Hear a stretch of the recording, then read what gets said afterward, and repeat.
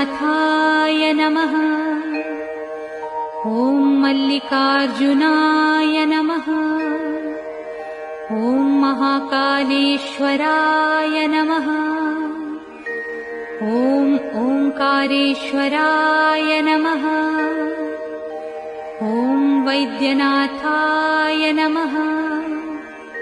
ॐ भीमशंकराय नमः। ॐ रामेश्वराय नमः। ॐ नागेश्वराय नमः। ॐ विश्वेश्वराय नमः।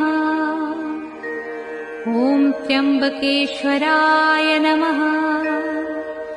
ॐ केदारेश्वराय नमः। ॐ भुस्मेश्वराय नमः।